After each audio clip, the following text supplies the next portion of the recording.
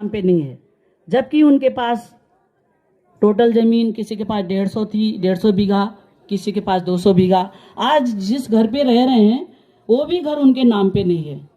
तो उस तहसीलदार साहब को आदेश करके आई थी, मैंने कहा जितने भी लोग यहाँ पर ऐसे लोग हैं उनको बताइए, उनके वन अधिकार नियम के कानून के अंतर्गत इनके पट्टे जारी कराए जाएं, जिससे कि इनके रहने के लिए तो जगह, मतलब घर के लिए उनका मकान तो बन सके। क्योंकि सरकार की योजना है जिसके पास अपने, और कुछ लोगों का अभी बाजपुर से 3-4 केस ऐसे हमारे पास आए हैं कि उसमें बुक्सा लोगों के नामों से जमीन, शराब भट्टी खोली गई है, मदिरा खोली गई, दुकानें खोली गई हैं और उनका टैक्स वगैरह नहीं जमा किया है।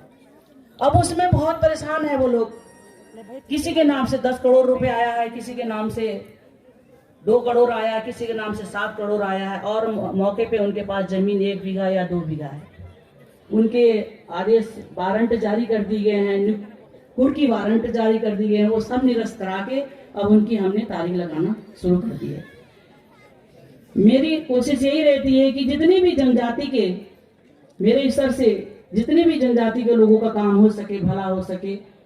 हमारे थारू भोटिया बुक्सा जौनसारी राजी जनजाति का मुख्य, आप लोगों ने बताया ही मेरे से पहले, बहुत ऐसे सीनियर यहाँ इतना अच्छा स्थान है, यहाँ ऐसे IAS PCS अधिकारी बैठे हुए हैं, सचिव, मुख्य सचिव, डायरेक्टर सारे बैठे हुए हैं और सारे लोग यहाँ बैठे हुए। यहाँ बोलने का और बात करने का मुझे सौभाग्य प्राप्त हुआ, क्योंकि ऐसा मंच कहीं पे नहीं मिलता है। तो मेरा कोशिश यही रहती है कि जितने जारी किए गए हैं तो आप जो है तुरंत उनका काम कराएं। हमारी थारू भोटिया जौनसार बुक्सा राजी जनजाति का मुख्य आयोग है जनजाति आयोग। उन आयोग में मुख्य आयोग का मतलब है जमीनी से संबंधित आयोग। वैसे तो सारे उत्पीड़न केस देखते हैं। अभी मैं जितने भी जिले में गई हूँ, कहीं पे शिविर लगा रही हूँ, कहीं पे समीक्षा बैठक कर रही हूँ, कहीं पे जनजाति के लोगों के साथ बैठक कर रही हूँ, कहीं पे ITI कॉलेज का निरीक्षण, कहीं आश्रम पद्धति का निरीक्षण, कहीं एकलव्य विद्यालय का निरीक्षण। ऐसे कोशिश में लगी हूँ कि सारे लोगों के काम हों। हमारे थारू भोटिया बुक्सा अपनी रीति रिवाज का कल्चरल जानकारी, अभी बुक्सा जितने भी हमारे लोग भोटिया जनजाति के लोग बैठे हुए हैं, महिलाएं बैठी हुई हैं, बहुत अच्छा लग रहा है, अपने पहराव में बैठी हुई हैं। जब इनके कार्यक्रम होते हैं, कल्चरल होते हैं, तो बहुत ही अच्छा लगता है। और के लोग कर सकते हैं, बाकी लोग जो है बहुत ही समान लोगों के बहुत ही कल्चरल कम होते हैं। इसलिए हमारे जनजाति लोग अपने कल्चरल के नाम से परिचित हैं और अपनी भूमि के नाम से, क्योंकि हमारी अपनी भूमि है, बुक्साओं की भी अपनी भूमि है, थारू की भी भूमि है और भोटियों की भी अपनी भूमि है। राजी लोग तो वहाँ क्षेत्र घोषित हो गया, वहाँ चाहे शर्मा हो, वर्मा हो, जो भी हो, सारे जनजाति हैं।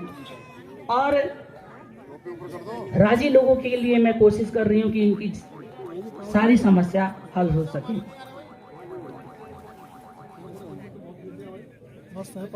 आज कार्यक्रम के माध्यम से सारे लोगों ने अपनी अपनी बातें रखी और रखने जा रहे हैं।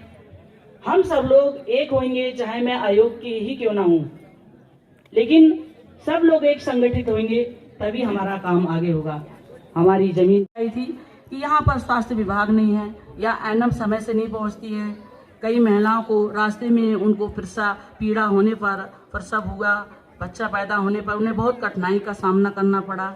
ये भी आदेश करके आई थी। रोड के लिए भी कह के आई थी। अभी 2-3 दिन, अभी करीब ऐसे ही 10 या 15 दिन हुए, मैंने फिर से एक DM को कागज भेजा, लेटर भेजा। मैंने कहा जो जिस समय में आई थी उसमें आपने क्या क्या काम किए वो मुझे बताइए। तो अभी कल फोन आया था राजी लोगों का कि मैडम आपके आदेश से हमारे यहाँ रोड भी बनने लगी है और क्या कहते हैं, रोड भी बनने लगी है और स्वास्थ्य केंद्र भी यहाँ खोला जा रहा है। तो ऐसा उन लोगों ने बताया। आपकी जितनी भी समस्याएं हैं आप बताइए, और जिनकी समस्याएं आई उनको आदेश किया।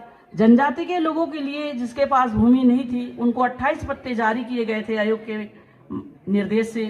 उसमें 22 लोगों के पट्टे जारी हो चुके थे, बाकी को मैं कह के आई थी कि सारे लोगों के पट्टे जारी करिएगा।